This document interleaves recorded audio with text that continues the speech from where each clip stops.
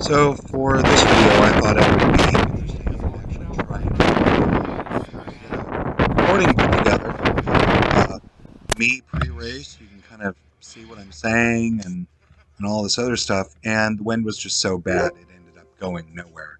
So there's a little bit of me, and now here's the start of the race. This is Cross Crusade, race number 2 in Cascade Locks. This is the first day, October 30th.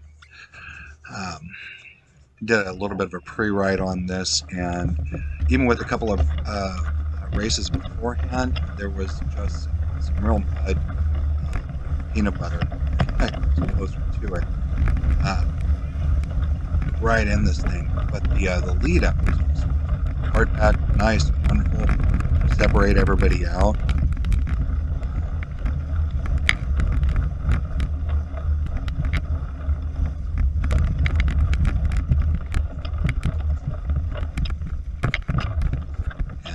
This is kind of where we start stretching. This is the Cat 5 open men and open women. I think the women again started about a minute behind us in the open men category. And it's right around here that things just started going. There was, what I didn't know is that there was heavy winds that were going all weekend. 40-mile-an-hour gusts on this first day, and I was pretty concerned too. And on top of it, I had forgotten to bring gloves with me. I was packing and just totally forgot, and so my fingers were just absolutely freezing. I was concerned that I was going to come out of this race with hypothermia, but the wind ends up not being too much of a factor when you're not going that fast.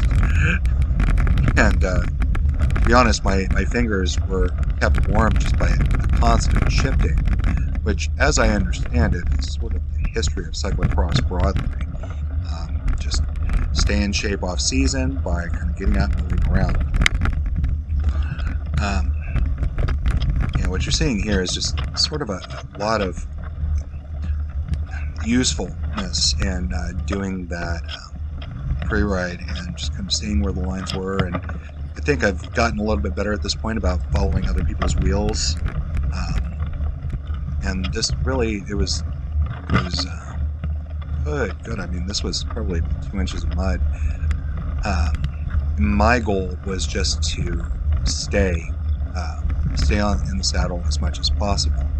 You could let me know what you think, but my whole strategy was just stay upright, stay going. I was thinking that my mounting and dismounting is not fantastic right now, so I would probably lose more time than I would by kind of running it where a lot of these folks are.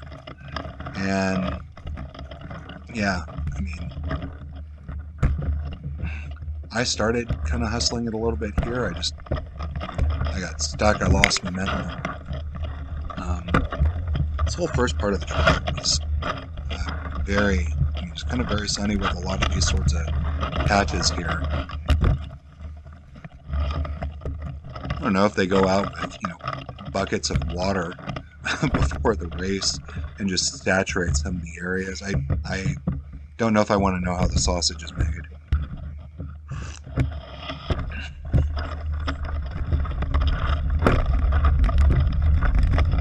I can watch this video after the fact and go, okay, there's some more skills I need to learn.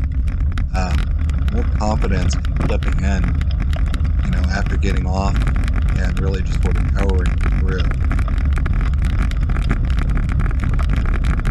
Just a nice gravel here.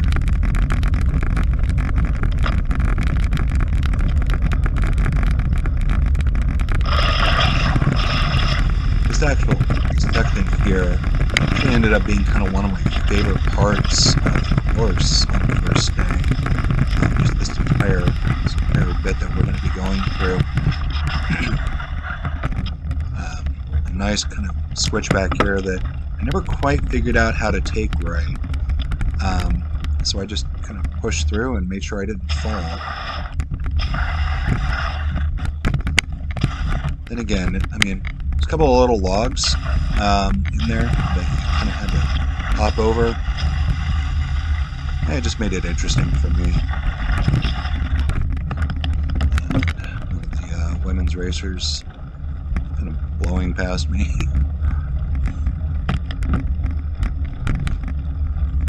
Got nice and dry here. I pick up a little bit of speed, which I don't think I ever really took full advantage of.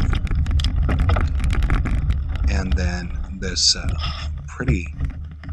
it's pretty steep. I gotta be honest, it doesn't look like it.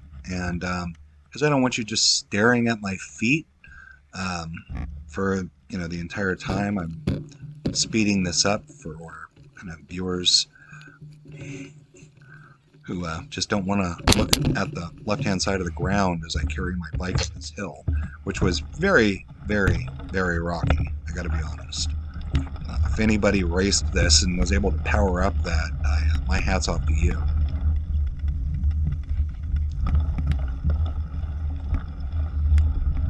This is kind of an interesting little part, and after all the problems I had at Heron Lakes last week, this little kind of bike wash basically was just absolutely fantastic.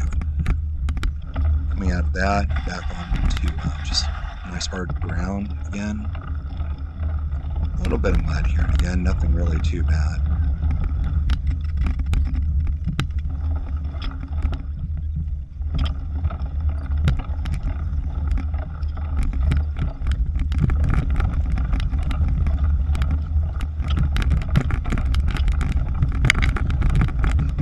Through this straightaway here, a little bit of mud and whatnot, hit on the left, and then it straightens out again. Actually, there was this course was great because there was a lot of opportunity for other people, not so much for myself, but for a lot of other people to really kind of grab some speed in certain sections and really power through. And other areas, I mean, you just had to kind of figure out where the lines were. I mean, you saw that area where she just sort of hit the puddle, and I mean, it's a slow down. I mean, obviously not so slow that she stayed behind me, but you really kind of got to open up as much as you wanted to. Coming up here, I took this the same line twice. There's a hard turn here, and it just seemed like the sensible way to go, and I just could not make my way up. This is some pretty thick sand. I just don't think I had enough speed going into it.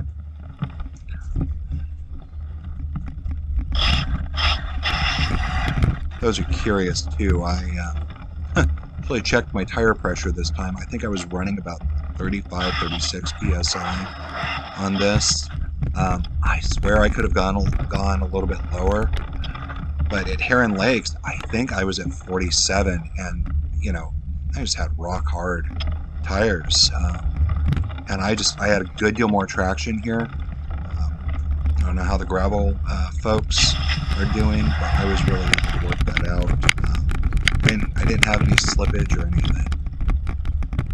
Again, just nice, kind of just cool little variances here. Just such a fun course to ride.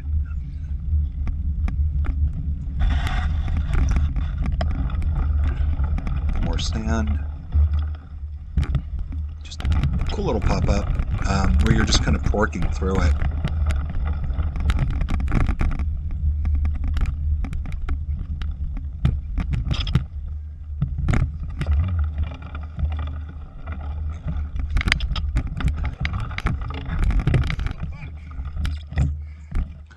Will say that I did not eat it on this. I was pretty happy about that, but man, I got to work on those mounts and dismounts. I think that'll be my off-season work, is just mounting, dismounting, mounting, dismounting.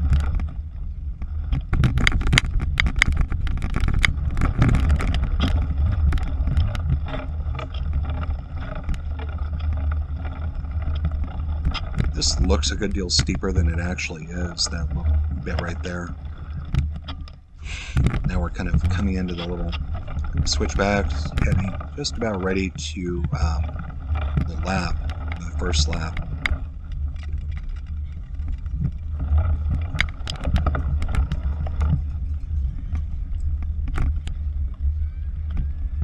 Yeah.